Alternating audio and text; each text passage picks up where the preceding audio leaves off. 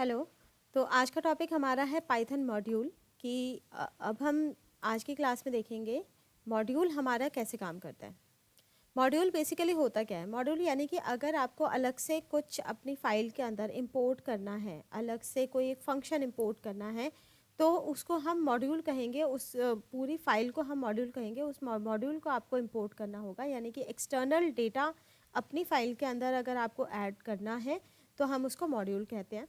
अभी तक आपने बहुत सारे इनबिल्ट मॉड्यूल देखे थे, जैसे कि हमने ओएस मॉड्यूल देखा था जिसको हम इंपोर्ट ओएस कर रहे थे, जिससे हम डायरेक्टरी बना रहे हैं। हम डायरेक्टरी का नाम चेंज कर सकते हैं, फाइल का नाम चेंज कर सकते हैं, हम पाथ चेंज कर सकते हैं। ये सारे आप टास्क उस स्पेशल मॉड्यूल के अंदर ओएस मॉड्यूल हमें ये फंक्शनैलिटी देता है। तो अगर हमें अपनी तरफ से अगर कोई मॉड्यूल बनाना है तो वो हम कैसे बनाएंगे और किस तरह से उस पर काम करेंगे वो आज देखते हैं। A Python module can be defined as a Python program. Module basically program ही होता है which contain a Python code, जिसके अंदर कोड होते हैं, यानी कि Python के फंक्शंस होंगे, क्लास होंगे, वेरिएबल्स होंगे। वही सारा काम होगा जो अभी तक आप Python में करते आ रहे हैं। But we can say that our Python code file saved with the py extension is treated as a module. We may have a runnable code inside the Python module.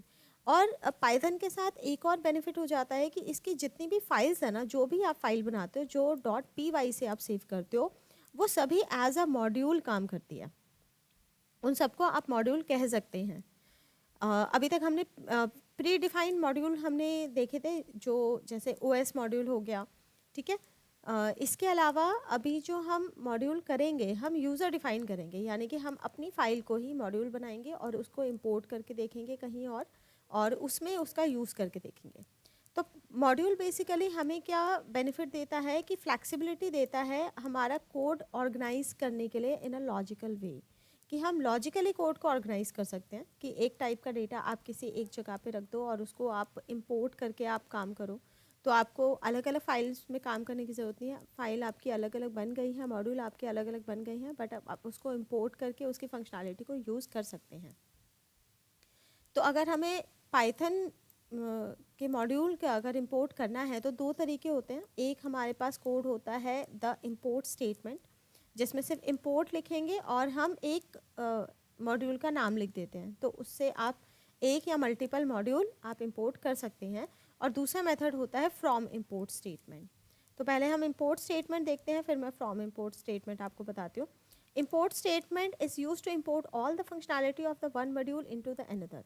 Here we must notice that we can use the functionality of any Python source by the importing the file as the module into another Python source file. We can import the multiple module in a single import statement, but a module is loaded once regarding the number of lines has been imported our file. देखिए इसका मतलब क्या होता है कि import से क्या होता है कि आप जिस मॉड्यूल को इंपोर्ट करते हैं उस मॉड्यूल के अंदर जितनी भी फंक्शनैलिटी है, जितने भी फंक्शंस हैं, वो सभी इंपोर्ट हो जाती है, चाहे वो 1000 लाइन की हो, चाहे वो 2000 लाइन की हो, ठीक है। तो मतलब सारी की सारी फाइल इंपोर्ट होके आ जाएगी इंपोर्ट स्टेटमेंट से। एक सिंगल स्टेटमेंट से सारे का सारा डेटा इंपोर्ट हो जाएगा। तो पहले मैं आपको प्रैक्टिकली आपको बता देती हूँ कि इंपोर्ट से हम करते क्या हैं या कैसे काम करते हैं। जैसे हम एक इसके अलावा हम एक फ़ोल्डर बना लेते हैं। एक सेकंड, मैं आपको दिखाती हूँ। हमारा तो जितना भी पाइथन का जो प्रोग्राम है वो हमने पाइथन प्रोग्राम नाम का एक फ़ोल्डर है, उसके अंदर हमने हमारे सारा फाइल या हमारा सारा प्रोग्राम बना हुआ है, ठीक है। अब हम क्या करते हैं, यहाँ पे एक नया फ़ोल्डर क्रिएट कर देते हैं। मैं आपको बिल्कुल फ्रेश दिखाती हूँ। एक न्यू फोल्डर नाम से हमारा फ़ोल्डर है। हम इसके अंदर कोई एक फ़ाइल बनाते हैं। मैं बिल्कुल फ्रेश आपको बता रही हूँ कि फ़ोल्डर हमारा हम इंपोर्ट कैसे कर सकते हैं। ये जो न्यू फाइल है इसको हम सेव करते हैं पाइथन प्रोग्राम के अंदर। हमारा न्यू फोल्डर नाम से जो हमारा फ़ोल्डर है, इसके अंदर मैं first.py हमने एक फ़ाइल सेव करी है फर्स्ट नाम से, ठीक है। first.py है। अब इसके अंदर मैं कुछ फंक्शंस बना लेती हूँ, कुछ हम फंक्शंस डिफ़ाइन कर देते हैं, क्योंकि हम फंक्शन को ही इंपोर्ट कर सकते हैं, फंक्शन का ही यूज़ कर सकते हैं। इसके अलावा जो नॉर्मल कोड होता है उसको हम यूज़ नहीं कर सकते, तो हमें सारा काम इसमें फंक्शन के मॉड्यूलर बनाना पड़ेगा। तो एक हमने फंक्शन बना लिया, मान लो सम नाम से, ठीक है, सम नाम से फंक्शन बनाया। आप इसके अंदर आर्गूमेंट पास कर सकते हैं, वैल्यूज़ पास कर सकते हैं। तो यहाँ पे मैं चलिए पहले आर्गूमेंट पास कर लेती हूँ, 2 आर्गूमेंट, और यहाँ पे c equals to a plus B and print, हम एक मैसेज पास कर देते हैं, the sum is comma c, ठीक है। तो हमने एक फंक्शन बनाया, हम एक और फंक्शन बना लेते हैं डेफ, और इसमें मैं मल्टी नाम से एक और फंक्शन बना लेती हूँ, a कॉमा बी, सेम ही हम बना लेते हैं। तो इसको कॉपी पेस्ट करके मैं मल्टीपल फंक्शनैलिटी बना लेती हूँ, फंक्शन बना लेते हैं, एक सम, एक मल्टीप्लाई करके मल्टीप्लाई,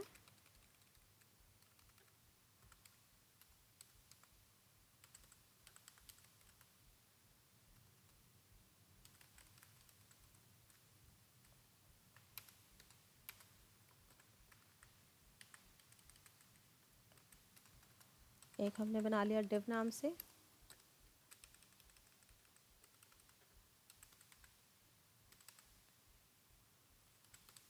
डिविजन इज, और एक और हम कर देते हैं मॉड नाम से।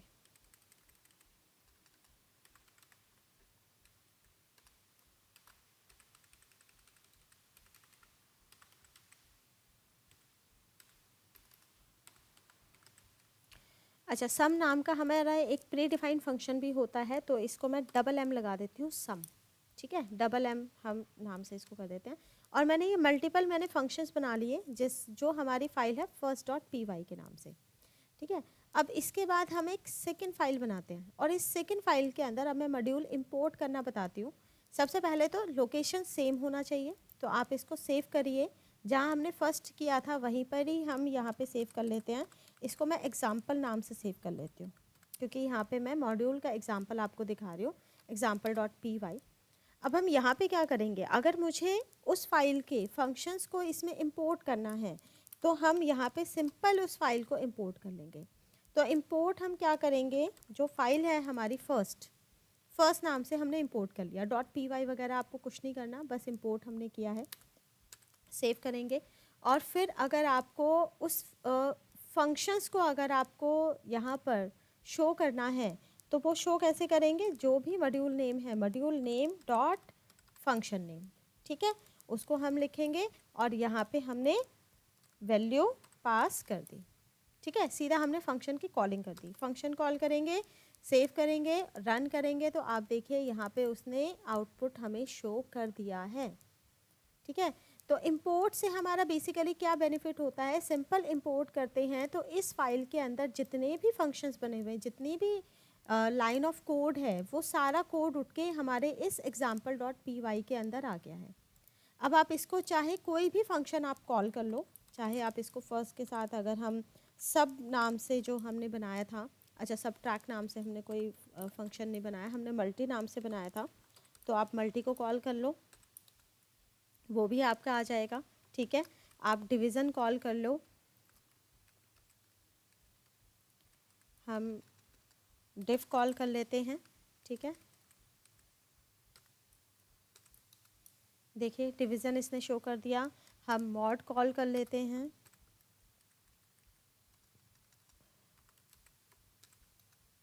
तो देखिए इसने मॉड्यूलस भी इसने दिखा दिया, ठीक है।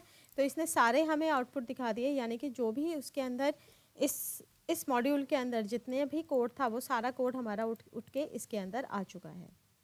तो एक तो तरीका होता है, मतलब इंपोर्ट से हमारा क्या होता है कि इंपोर्ट से हमारी सारी की सारी फाइलें आ जाती हैं, बट आपको जो भी आपको फंक्शन यूज़ करना है उसके साथ आपको उस मॉड्यूल का नाम आपको देना पड़ेगा, ठीक है। तो इस तरह से हमारा क्या हो जाता है, हम इंपोर्ट का यूज़ करते हैं। तो कहीं पे आपने कोई मैसेज, आपने मतलब कोई फंक्शन बनाया, उस फंक्शन को जिस फाइल में सेव करेंगे उस फाइल को इंपोर्ट करेंगे, और वहाँ उसी फाइल के साथ उस फंक्शन को कॉल कर देंगे।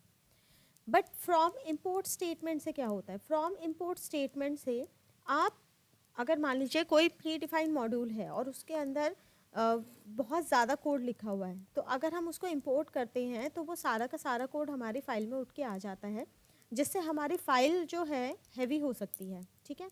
बट अगर हमें सभी फंक्शनैलिटी की ज़रूरत नहीं है, हमें सिर्फ कुछ डेटा की ज़रूरत है, तो उसको हम कैसे इंपोर्ट करते हैं, मतलब पर्टिकुलर किसी फंक्शन की अगर ज़रूरत है तो उसको हम फ्रॉम इंपोर्ट से हम लेते हैं, जिससे हमारी फ़ाइल का जो साइज़ है वो ज़्यादा नहीं बढ़ता है और वो एक पर्टिकुलर सिर्फ एक ही फंक्शनैलिटी को इंपोर्ट करने के लिए यूज़ किया जाता है। तो इसके लिए मैं एक और एग्ज़ाम्पल ले लेती हूँ, सेव एज।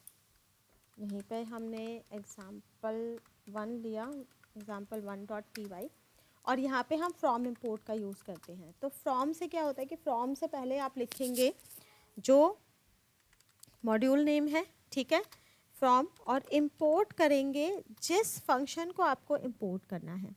एग्जाम्पल जैसे मैंने फ्रॉम फर्स्ट इंपोर्ट से मैंने सम को कॉल करा, जस्ट यहाँ पे सिर्फ फंक्शन का नाम लिखना है, आपको पैरेंथेसिस या ब्रैकेट आपको नहीं लगाने हैं, ठीक है। और अब मुझे इस फंक्शन को कॉल करना है, तो then module name dot function name, और यहाँ पे आप वैल्यू पास कर दें, ठीक है। सेव करोगे, चेक करोगे तो first is not defined,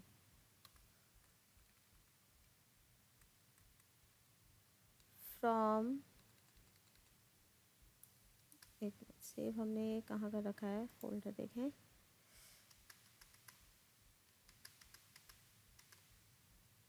example1 example and first.py, ठीक है।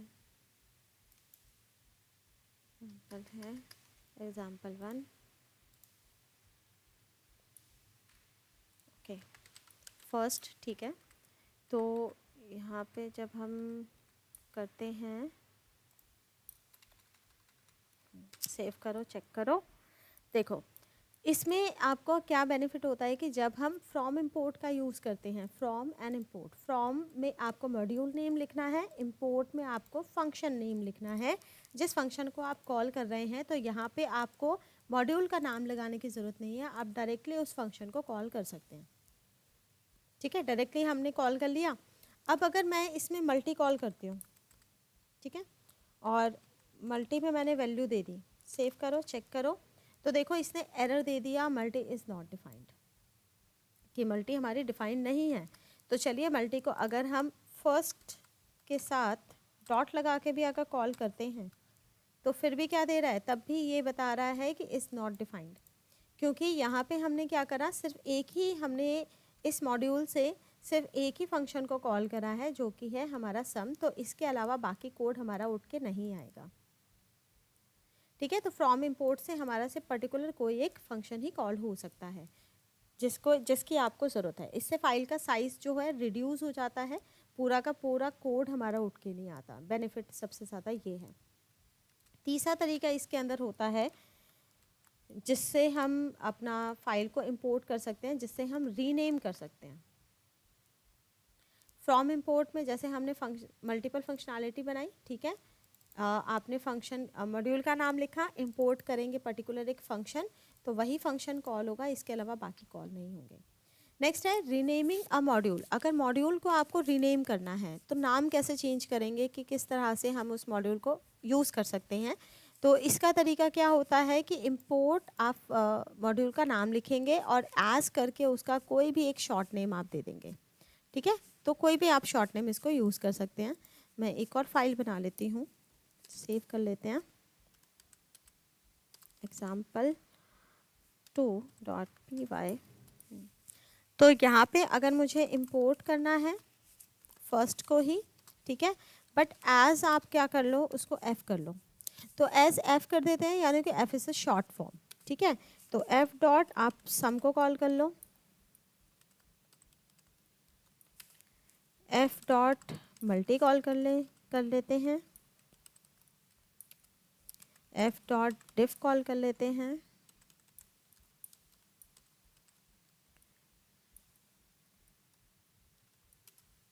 और एफ डॉट मॉड कॉल कर लेते हैं। सेव करो, चेक करो, तो देखो इसने सबके आंसर हमें शो कर दिए, ठीक है। क्योंकि अब इससे क्या हो गया कि हमारा हमारा जो फाइल है उसका रीनेम कर लिया, मतलब हमने मॉड्यूल का रीनेम कर लिया। तो आपके पास बेसिकली 3 तरीके हैं जिस तरीके से आप क्या कर सकते हो, किसी भी मॉड्यूल को आप इंपोर्ट कर सकते हो। Module is as a Python file. Clear है इतना? Yes ma'am. मैम तो चलिए। फाइल का चेंज होगा, हाँ जी। फर्स्ट वाली का नाम चेंज हो जाएगा। फर्स्ट वाले का नाम चेंज का मतलब जो अभी हमने इस एग्जाम्पल 2 में देखा है। यस मैम, एज हाँ। एफ नहीं ओपन करा नहीं, है ना। एज एफ का मतलब होता है कि हमने यहाँ पे से फर्स्ट का रीनेम कर दिया एफ, यानी कि ये एग्जाम्पल 2 वाली जो फाइल है उसके अंदर फर्स्ट को हम एफ के नाम से हम जान रहे हैं। लेकिन अगर आप फोल्डर में देखेंगे तो वो तो सेम ही रहेगा, वो फर्स्ट का फर्स्ट ही रहेगा, रीनेम नहीं हो रहा है। रीनेम का मतलब है सिर्फ हम पर्टिकुलर अपनी फाइल के अंदर उस नाम को बदल रहे हैं पर्टिकुलर ओके मैम। यूज़ के लिए। हाँ, ये सिर्फ पर्टिकुलर यूज़ के लिए हो रहा है। यहाँ पे जैसे कोई एक अगर मॉड्यूल का नाम बहुत बड़ा है और बार बार उसको लिखना पड़ रहा है, तो बड़े नाम को लिखने में आपकी मतलब टाइपिंग एरर हो सकती है, तो उसके लिए हमने बस शॉर्ट नेम यूज़ कर लिया।